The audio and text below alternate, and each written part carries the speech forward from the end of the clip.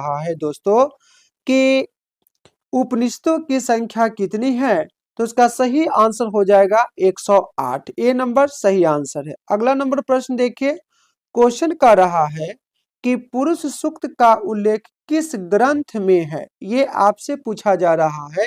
तो सही इसका आंसर हो जाएगा ए नंबर, और ए में लिखा है हमारा ऋग्वेद। अगला नंबर प्रश्न देखिए, क्वेश्चन लिख रहा है कि हिंदू परंपरा में मोक्ष प्राप्ति का मार्ग क्या बताया गया है।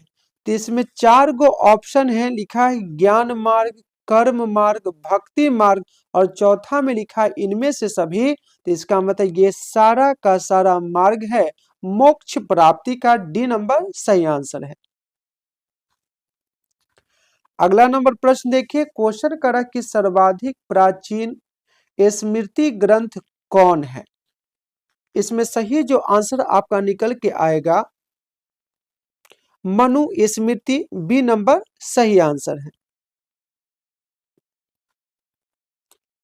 अगला नंबर प्रश्न देखिए, क्वेश्चन करा कि महाभारत की रचना किस भाषा में हुई थी। तो सही इसका आंसर हो जाएगा संस्कृत, ए नंबर सही आंसर है। अगला नंबर प्रश्न देखिए कि वेदों की संख्या कितनी है। तो वेदों की संख्या हमारा कितना हो जाएगा 4, ए नंबर सही आंसर है। अगला क्वेश्चन है कि मनु स्मृति में कितने प्रकार के विवाह का उल्लेख मिलता है। तो सही आंसर हो जाएगा सी नंबर। अगला क्वेश्चन देखिए दोस्त, क्वेश्चन करा कि अश्वमेध यज्ञ का आयोजन क्यों किया जाता था। तो सही इसका आंसर हो जाएगा ए नंबर शाही संप्रभुता के लिए। अगला नंबर प्रश्न देखिए, क्वेश्चन कर रहा है कि आश्रम व्यवस्था में कितने प्रकार के आश्रमों का उल्लेख है। तो सही आंसर हो जाएगा बी नंबर 4। देखिए क्वेश्चन करा कि पुराणों की संख्या कितनी है। डी नंबर सही आंसर हो जाएगा हमारा। अगला नंबर क्वेश्चन करा कि द्रौपदी किसकी पत्नी थी। इसमें 4 गो ऑप्शन दिया है, भीम, युधिष्ठिर, साथ में अर्जुन, और चौथा नंबर में हमारा जो दे रहा है डी नंबर इनमें से सभी। इसमें कोई एक सही आंसर होगा। तो इसमें जो कोई निकल के जो आ रहा है आंसर हमारा डी नंबर, चूंकि द्रौपदी के जो पति थे ना, ये 5 भाई थे, और पांचों भाई की एक पत्नी थी जिसका नाम था द्रौपदी, जिसे पंचाली भी कहा जाता था। तो इसका मतलब डी नंबर इसका सही आंसर हो जाएगा। अगला नंबर प्रश्न देखिए बाबू, क्वेश्चन करें कुरुक्षेत्र का युद्ध किसने जीता था।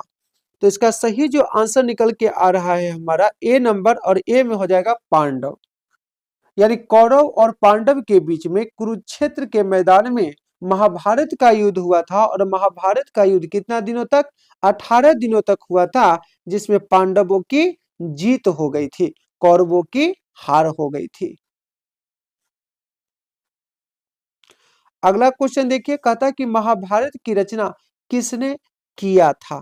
तो इसका सही जो आंसर हमारा हो जाएगा महाभारत की रचना किसने किया था। तो इसका सही आंसर हो जाएगा हमारा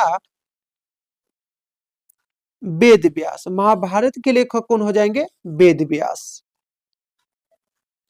अगला क्वेश्चन देखिए, ऋग वेद में कुल कितने मंडल है। तो सही इसका आंसर हो जाएगा बी नंबर 10। ऋग वेद में कुल कितने मंडल है, 10 मंडल है। अगला नंबर प्रश्न देखिए, क्वेश्चन पूछ रहा है आप लोगों से कि गायत्री मंत्र को किस वेद से लिया गया है। तो सही आंसर हो जाएगा ए नंबर ऋग वेद से। और वेदों की संख्या कितनी है, 4। ऋग्वेद, यजुर्वेद, सामवेद, अथर्ववेद। अथर्ववेद में क्या है, जादू टोना है इसमें। सामवेद गीतों का सार है। यजुर्वेद में क्या है, आपका यज्ञ से संबंधित बातों का चर्चा परिचर्चा है। और ऋग्वेद तो सबसे पुराना वेद है हमारा। और इस तरह से हम लोगों ने देखा कि महाभारत से कौन कौन से ऐसे प्रश्न हैं जो क्लास 12th में पूछे जा सकते हैं। तो उन्हीं प्रश्नों को लेकर के मैं आया था।